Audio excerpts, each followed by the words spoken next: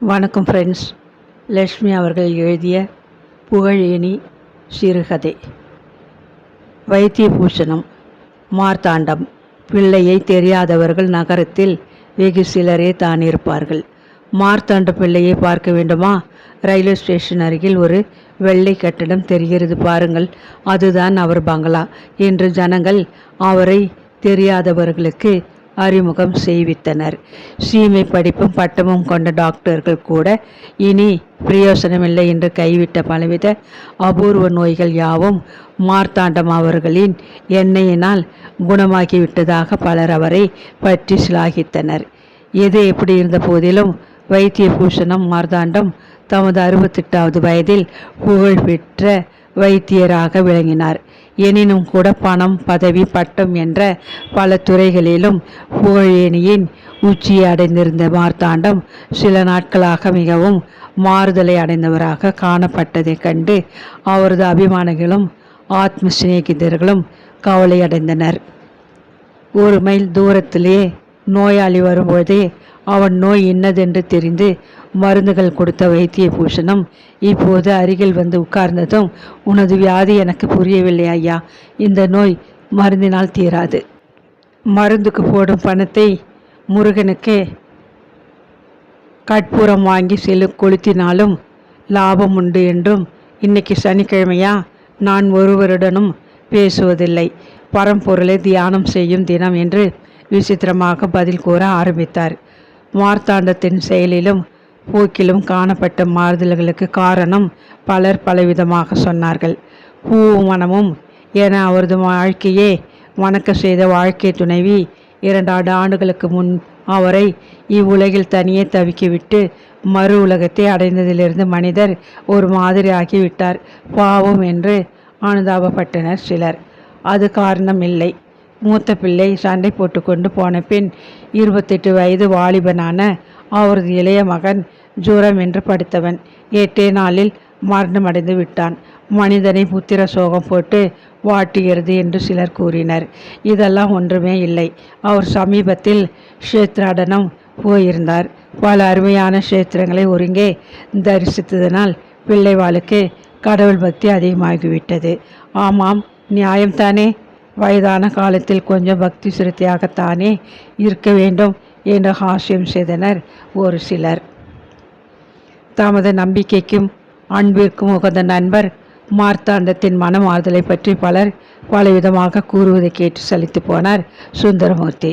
தாமே அவரிடம் சென்று காரணம் என்ன என்று தெரிந்து கொள்ளாத வரையில் அவருக்கு தூக்கம் வராது போல் தோன்றவே மார்த்தாண்டத்தின் ரயிலடி பங்களாவிற்கு விரைந்தார் அவர். வழக்கம் போல் மார்த்தாண்டம் தமது வைத்திய அறையில்தான் உட்கார்ந்திருந்தார். அவரிடம் சாதாரணமாக காணப்படும் மிடக்கும் கம்பீரமும் மறைந்து முகத்திலே சோகபாவம் கூறிக்கொண்டிருப்பது போல் சுந்தரமூர்த்திக்கு தென்பட்டது. சற்று நேரம் ஊர்க்கதைகள் பேசிவிட்டு, ஆமாம் விளைவால் ஏன் இப்படி ஒரேடியாக மாறிவிட்டீர்கள், காரணம் என்னவென்று நேரிலே வந்து தெரிஞ்சு கொண்டு போகலாம்னு எனவென்று விழுங்கினார். மார்த்தாண்டத்தின் தீட்சிணமான கண்கள் சில வினாடிகள் சுந்தரமூர்த்தியையே உற்று நோக்கின. வைத்தியபூஷணத்தின் மனம் நோக்கும்படி எதற்காக கேட்டோம் என சுந்தரமூர்த்தியின் இருதயம் அந்த சில வினாடிகள் பயத்தினால் படப்படுத்தது. நல்ல வேலை நீர் இன்று இங்கே வந்தீர் என வைத்தியபூஷணம் லேசாக புன்முறுவலித்தபடி கூறியதை கேட்ட பிறகுதான் சுந்தரமூர்த்தி நிமிர்ந்து நன்றாக உட்கார்ந்து கொண்டார். சுந்தரமூர்த்தி, உமக்கு ஒரு அழகான கதை சொல்லப் போகிறேன், கவனமாக கேளும் என்று ஆரம்பித்து விட்டார் வைத்தியபூஷணம் மார்த்தாண்டம். சுமார் 45 வருஷங்களுக்கு முன் ஆவடியார்புரம் என்ற ஊர் காரணம் பெற்று மிகவும் பிரசித்தமடைந்திருந்தது. அந்த ஊரில் வைத்தியபூஷணம் அமிர்தலிங்கம் பிள்ளையின் பெயரை சொன்னாலும் அழுத பிள்ளை வாய்மூடும், அத்தனை செல்வாக்கு பெற்றிருந்தார். அமிர்தலிங்கம் பிள்ளை வைத்திய கலையை தொழிலுக்காக பயின்றவர் அல்ல. வீடும் தோட்டமும் துறவும் கொண்ட அவருக்கு தொழில் செய்து காலம் தள்ள வேண்டிய அவசியமே இல்லை. எனினும் வைத்திய கலை மீது கொண்ட அபாரமானதொரு மோகத்தின் காரணமாக பல வருஷங்கள் மிகவும் கஷ்டப்பட்டு முன்னுக்கு வந்து சொந்த முயற்சியால் வைத்தியத்தில் தேர்ந்தவராக விளங்கினார். அவரது புகழும் மேதையும் சுற்று வட்டாரத்தில் நெருப்பு போல் பரவியது. அமிர்தலிங்கம் பிள்ளை தமது கலை ஞானத்தினால் பிறருக்கு உதவும் நோக்கத்துடன் ஒரு தர்ம வைத்தியசாலை வைத்து நடத்தி கொண்டிருந்தார். அண்டி வந்த கலையை விரும்பி ஆர்வத்துடன் கற்க வந்த மாணவர்களை விருப்பமுடன் ஏற்று தமது வீட்டிலே அவர்களுக்கு போஜனம் அளித்து வைத்தியசாலையில் தங்க இடமும் கொடுத்து வைத்திய தத்துவத்தை அன்புடன் போதித்து வந்தார். அவரிடம் வைத்திய சாஸ்திரம் கற்க வந்த பல மாணவர்களிடையே அவரது அபிமானத்தை பெரிதும் கவர்ந்த 2 வாலிபர்கள் இருந்தனர். மார்த்தாண்டம், லோகநாதன் என்பவர்களே அவர்கள். மார்த்தாண்டம் பெரிய இடத்து பையன், 10 வேலி ஆஸ்திக்கு வாரிசுதாரன். அமிர்தலிங்கத்தைப் போலவே கலை ஆர்வத்தினால் வைத்திய சாஸ்திரம் கற்க ஆவடியார்புரம் வந்திருந்தான். ஆனால் லோகநாதன் விஷயமே வேறு. தாய் தந்தையும் மற்ற அனாதை, பரம ஏழை, வைத்தியத்தையே தொழிலாக கொண்டு பிழைக்க உத்தேசித்திருந்தான். சொல்லி கொண்டிருப்பதை மிக்க விரைவில் அறிந்து கொண்டு குரு நினைத்ததை மனதால் புரிந்து நடந்து கொண்ட அந்த 2 சிஷ்யர்களில் யார் மிகவும் கெட்டிக்காரன் என்பதை அமிர்தலிங்கத்தினாலேயே நிர்ணயிக்க முடியவில்லை. புத்திசாலிகளான அந்த 2 சிஷ்யர்களுடன் மனம் விட்டு அளவலாவும் பொழுது அவருடைய சிந்தனையின் முன்னே வந்து நின்ற பிரச்சனை ஒன்றே ஒன்றுதான். பச்சை பசுங்களை போலிருந்த தமது அருமை குமாரத்தி ஆனந்தவல்லிக்கு ஏற்ற மணாளன் யார் என்பதுதான் அவரது பெரும் பிரச்சனை. ஆனால் ஆனந்தவல்லியை பொறுத்தமட்டில் அத்தகைய பிரச்சனை ஒன்றிற்கும் அவள் ஆளாகவில்லை. குறுகுறுப்பும் புத்திசாலித்தனமும் நிரம்பிய லோகநாதனின் சுந்தரவதனத்தை கண்ட அளவிலேயே அவளது மனம் அடிமையாகிவிட்டது. சில சமயம் அபூர்வ பச்சுளிகளை சேகரித்து கொண்டு குருநாதர் கட்டளைப்படி அவர் வீட்டு நந்தவனத்தில் காத்திருப்பார்கள். அப்பொழுது அங்கே வரும் குருநாதரின் செல்வகுமாரி லோகநாதன் பக்கமே தனது அழகிய கருவிழிகளை அதிகம் செலுத்துவதை மார்த்தாண்டம் கவனிக்க தவறியதே இல்லை. பச்சை நிற பாவாடையும் நீலதாவணியும் அணிந்து ஸ்வர்ண பதுமை அசைந்து வருவது போல நடந்து வரும் ஆனந்த வெள்ளியை காணும் பொழுதெல்லாம் மார்த்தாண்டத்தின் மனம் விவரிக்க முடியாத ஓர் உணர்ச்சியில் தத்தளிக்கும். விவரிப்பானேன்? 2 சிஷ்யர்களும் ஆனந்தவல்லியின் கரத்தை ஆனந்தமாக பிடிப்பதற்கு உள்ளத்திற்குள் போட்டியிட்டனர். 2 வருஷ பயிற்சிக்கு பின்பு மாணவர்கள் தமது குருநாதரிடம் விடை பெற்று கொண்டு தங்களது வாழ்க்கையை வகுக்க 4 திக்கிலும் நோக்கி செல்லும் தினம் வந்தது. அமிர்தலிங்கம் மனப்பூர்வமாக ஆசீர்வதித்து ஒவ்வொருவருக்கும் விடை கொடுத்து அனுப்பினார். அபிமான சிஷ்யர்கள் இருவரும் தம்மை வணங்கிய பொழுது குருநாதரின் உள்ளம் உணர்ச்சி வசத்தால் கட்டுப்பட்டது. வார்த்தைகள் தடுமாறின. உங்கள் இருவருக்குள் ஒருவருக்கு ஒரு பரிசு கொடுக்க விரும்புகிறேன். பலவித அபூர்வ மூலிகைகளினால் தயாரிக்க வேண்டிய சில லேகியங்களின் முறைகள் கொண்ட ஒரு பழமையான ஏற்றுச் சுவடியை என் குருநாதர் எனக்கு கொடுத்தார். அதிலுள்ள சில மருந்துகளை தயாரித்து உபயோகித்து பார்க்கவே எனக்கு அவகாசம் ஏற்படவில்லை. உங்களுக்கு அது உபயோகமாக இருக்கலாம். ஆனால் யாருக்கு கொடுப்பது என்பது எனக்கே நிச்சயமாக தெரியாததனால் கடவுள் படத்திற்கு முன்பு சீட்டு குலுக்கி போட்டு பார்த்து தருகிறேன் என்று கூறினார். ஆனந்தம், இங்கே வாமா என குழையுடன் அழைத்து தந்தை சிஷ்யர்களின் பெயர்கள் எழுதிய சீட்டை முருகன் படத்திற்கு முன்பு போட்டார். தென்றல் அசைந்து வருவதை போன்று உல்லாசமாக உள்ளே இருந்து வெளிப்பட்ட ஆனந்தவல்லி ஒரு சீட்டு சுரை எடுத்து தந்தையிடம் நீட்டினாள். லோகநாதன் என சீட்டை படித்த அமிர்தலிங்கம் புன்னகையுடன், உனக்குத்தான் அதிர்ஷ்டம் அளித்தது, பெற்றுக்கொள் எனது பூர்ண ஆசியுடன் என அந்த பழைய ஓலைச்சுவடியை பத்திரமாக அவனது கரங்களில் கொடுத்தார். ஆனந்தவல்லி பெருமிதத்துடன் தன் முகத்தை நோக்குவதை உணர்ந்த லோகநாதன் எல்லையற்ற பெருமகிழ்ச்சியுடன் குருநாதர் அளித்த சுவடியை ஏற்றுக்கொண்டான். அன்று இரவு தமது இல்லத்தில் வெளியே செல்ல போகும் மாணவர்களுக்கு அமிர்தலிங்கம் ஒரு விருந்து வைத்தார். விருந்துக்கு பின் பளிச்சென்று காய்ந்து கொண்டிருந்த நிலவொளியில் தோட்டத்தில் பசும்புல் தரையில் உட்கார்ந்து கொண்டிருந்தான் லோகநாதன். இருமை நிகர்த்த ஒரு கரம் தன் தோள் மீது வைக்கப்படுவதை உணர்ந்து திடுக்கிட்டு திரும்பி பார்த்தான்.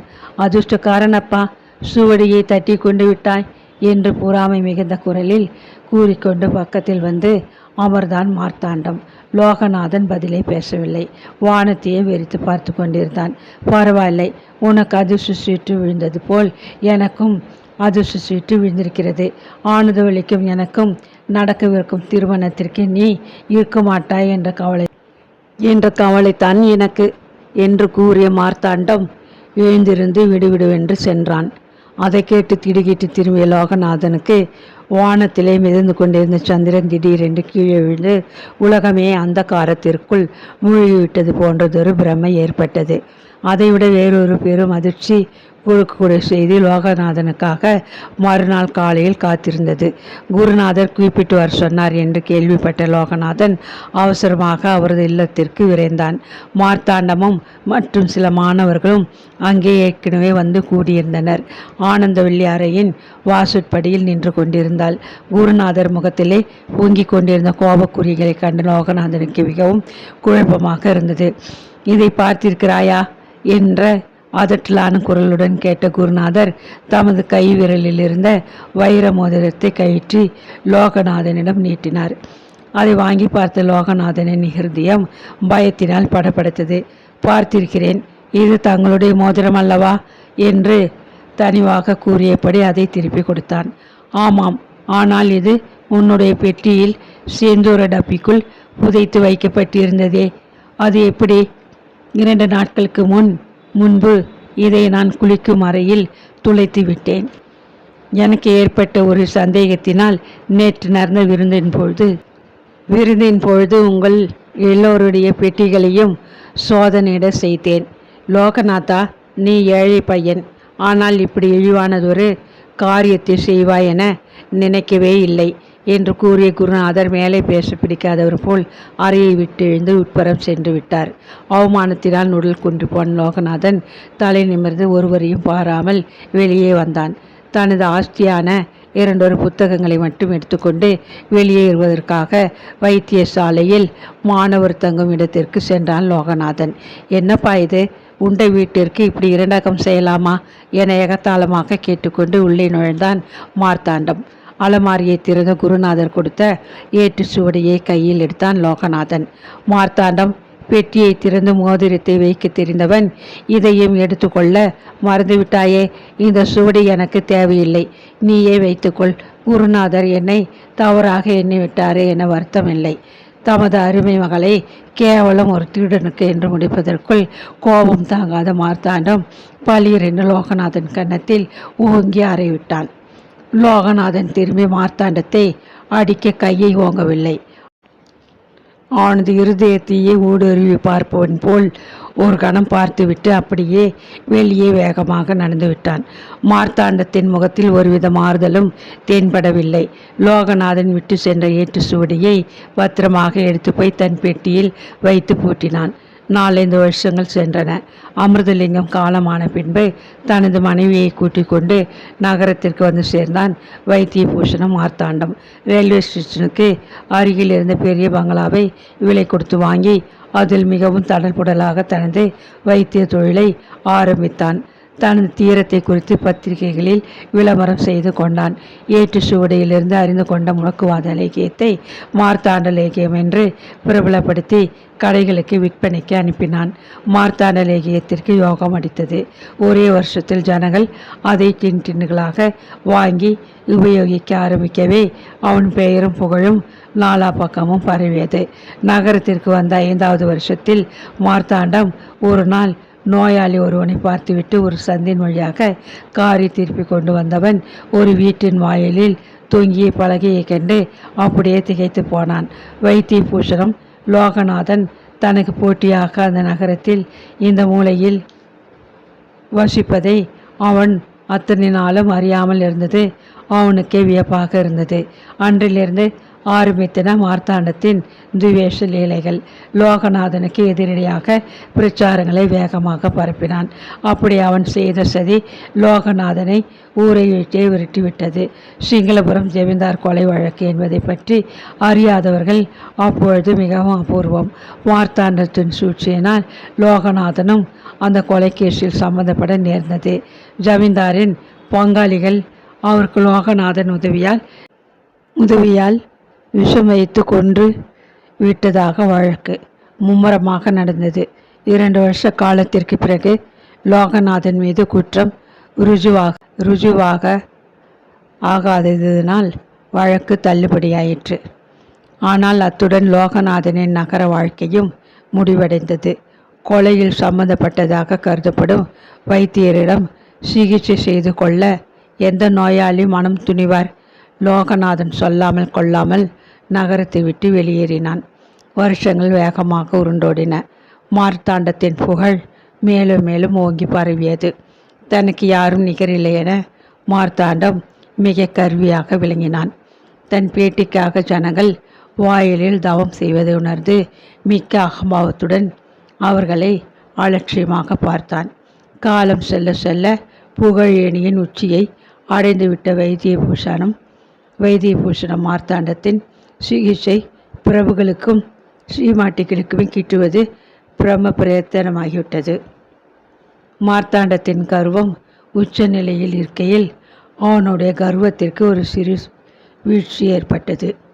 அருமை மனைவி ஆனந்தவல்லி அம்மாள் தன்னுடைய 50வது வயதில் நோய்வாய்ப்பட்டு படுத்த படுக்கையாகி 2 மாதங்களில் விண்ணுலகை அடைந்தாள். உயிரை விடுவதற்கு சில நிமிஷங்களுக்கு முன் கணவன் காதில் அவள் ஒரு ரகசியம் சொன்னாள். ஏழை பையன் லோகநாதனின் வாழ்க்கையை பாழ் செய்து அவனது மனத்தை ஒடித்து உற்சாகத்தை குலைத்த நீங்கள் முன்னேற வழி செய்து கொண்டீர்களே, அந்த பாவம் நமது குழந்தைகளை பழி வாங்காதிருக்க வேண்டும். அதுதான் நான் கடவுளிடம் வேண்டும் வரம். பாவம் லோகநாதன் நல்ல பிள்ளை என்று கூறியபடி அவள் கண்களை மூடினாள். அவள் கடமைக்காகவே தன் மனைவியாயிருந்தாள். இதய அந்தரங்கத்தில் தன்னை நேசிக்கவில்லை என்பதை உணர்ந்த மார்த்தாண்டம் கர்வ பங்கம் கொண்டார். அவளின் மரணத்தை தொடர்ந்தாற்போல் ஆசைக்கு உகந்த புத்திரன் நோய்வாய்ப்பட்டு இறந்துவிட்டதும் மார்த்தாண்டத்தின் மனதிலே கொஞ்சம் கலவரம் தோன்ற ஆரம்பித்தது. லோகநாதனுக்கு இழைத்த தீங்குகள் எல்லாம் பழிவாங்க திரும்பிவிட்டனவோ என்று கவலை ஏற்பட்டது. மார்த்தாண்டத்தின் நடையின் கம்பீரம் குறைந்தது. பார்வையில் தீன்பெட்ட மிடுக்கு மறைந்தது. கிழவரின் கடைசி காலத்தில் நிம்மதியாக ஈர்க்க விடாமல் இருந்த ஒரு பிள்ளையும் பந்துக்கள் அத்தனை பேர் முன்னிலையில் தகப்பனாரை அவமானப்படுத்துகிறவன் போல் வீட்டை விட்டு வெளியேறிவிட்டான். மார்த்தாண்டம் தமது கவலைகளையெல்லாம் மறக்கும் நிமித்தம் சேஸ்திராடனம் செய்ய கிளம்பினார். பணம் பதவி 2 தவிர இதுவரை வேறு ஒன்றையும் அறியாத மார்த்தாண்டத்தின் உள்ளம் புனித கஷேத்திரங்களை தரிசிக்கும் தூரம் வாழ்க்கையில் அதுவரை அனுபவித்திராத ஒருவித நூதன ஆனந்தத்தில் ஆழ்ந்தது. பக்தி பரவசமாகி கஷேத்திரங்கள் ஒவ்வொன்றையும் பார்வையிட்டு கொண்டு கடைசியாக முருகன் வேங்கை மரமாக்கி கோயில் கொண்ட வேங்கை அன்புரம் என்ற கஷேத்திரத்திற்கு வந்து சேர்ந்தார். சாயங்கால வேளை. பூஜையை கண்குளிர கண்டு ஆனந்திக்க தங்கியிருந்த ஜாகையிலிருந்து கோயிலை நோக்கி நடந்து கொண்டிருந்த மார்த்தாண்டம் எதிர்பட்டவர் முகத்திலெல்லாம் சோகக்குறி தாண்டவமாடுவதைக் கண்டு ஆச்சரியத்துடன் கோயிலை அணுகினார். அங்கும் பிரகாரத்தினுள் ஜனங்கள் கூட்டமாக நின்று தங்களுக்குள் ஏதோ பேசிக் கொண்டிருந்தனர். மார்த்தாண்டம் தமது ஆவலை கட்டுப்படுத்த மாட்டாமல் கூட்டமாக நின்று கொண்டிருந்த ஜனங்களின் அருகே போய் ஒருவனிடம் அங்கே என்ன என்று விசாரித்தார். ஊரிலே எல்லோரிடமும் அன்பாயிருந்த சாமியார் கிழவர் இறந்து விட்டார். அவருடைய அபிமானிகள் அவர் இறந்ததை குறித்து தங்கள் வருத்தத்தையும் மரியாதையையும் தெரிவிக்க கூடுகின்றனர். இன்னும் சிறிது பொழுதில் அவரது சடலம் இந்த வழியாகத்தான் ஊர்வலமாக எடுத்து செல்லப்படும் என்றான் அவன். தாமும் அந்த ஊர்வலத்தை பார்க்க ஆவல் கொண்டு மார்த்தாண்டம் கோயிலை விட்டு வெளியே கோபுர வாயில் பக்கம் நின்றார். எங்கே திரும்பினாலும் ஜனத்திரள். ஜாதி பேதமின்றி தங்கள் மரியாதையை செலுத்த அவர்கள் காத்து நிற்பது போல் அமைதியாக நின்று கொண்டிருந்தனர். அதோ வருகிறது ஊர்வலம் என ஜனங்கள் ஆர்ப்பரிப்பதை கவனித்த மார்த்தாண்டம் தானும் அதை கண்டு கவனிக்க கூட்டத்தில் விரைந்து கொண்டு முன்னேறினார். ஊர்வலம் சமீபத்தில் வந்தது. ஜனங்கள் புஷ்பங்களை வாரி இறைத்தனர். பெண்கள் குமுறி பொங்கி வரும் கண்ணீரை மெல்ல விரல்களால் வழித்தெறிந்து கொண்டு அந்த உத்தமரின் முகத்தை பக்தியுடன் தரிசித்தனர். இவரை போல் அல்லவா தமக்கென்று இல்லாமல் பிறருக்காக வாழ வேண்டும் லட்சிய வாழ்க்கை வாழ்ந்த வைத்தியபூஷணம் லோகநாதனுக்கு ஜே ஜே என மார்த்தாண்டம் அருகில் நின்ற சில மாணவர்கள் கோஷமிட்டு கொண்டு தங்கள் கையில் கொண்டு வந்த ரோஜா இதழ்களை வாரி வீசினார்கள். லோகநாதன் என்ற பெயரை கேட்டதும் மின்சாரத்தினால் தாக்குண்டவர் போல் மார்த்தாண்டம் ஒரு தடவை துள்ளி குதித்தார். ஏனப்பா, செத்து போனது யார் என சந்தேகத்துடன் பக்கத்தில் இருந்த ஒருவனிடம் மறுபடியும் கேட்டார். வைத்தியபூஷணம் லோகநாதன் என்பவர் இங்கே சுமார் 20 வருஷமாக இருந்தார். ஏழை எளியவர்களுக்கு தொண்டு செய்வதே தமது வாழ்க்கையின் நோக்கம் என பிரதிபலனை எதிர்பார்க்காமல் தன்னுடைய ஆயுசு முழுவதும் இந்த ஊர் ஜனங்களின் ஆரோக்கியத்திற்காகவே பாடுபட்டார். அவர் காலமானதை குறித்து இந்த ஊர் குழந்தைகளிலிருந்து கிழவர்கள் வரை கண்ணீர் விடாத மனுஷர்களே கிடையாது என்று பெருமுச்சிறிந்த அந்த மனிதன் ஊர்வலம் வெகு அருகில் வருவதை கவனித்து கூட்டத்திற்குள் மறைந்து விட்டான். மிக மிக சில கஜ தூரத்திலிருந்து ஊர்வலத்தை தமது கண்களால் பார்த்த மார்த்தாண்டம் அப்படியே செயலற்று நின்று விட்டார். அதே சமயம் இவரது மனத்திலே ஓர் உண்மை உதயமாயிற்று. புகழின் ஏணியில் ஒவ்வொரு படிகளையும் சிரமத்துடன் கடந்து உச்சியை அடையும் மனிதன் அமர உலகை அடைகிறான். உண்மையில் அதை அடைந்தவன் லோகநாதன்.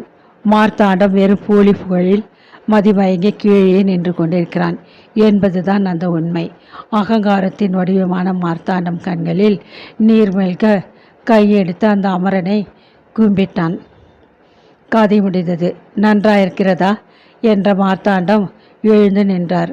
அவரது கம்பீரமான கண்களிலிருந்தும் கண்ணீரால் கலங்கியிருப்பதை சுந்தரமூர்த்தி கவனித்தார்.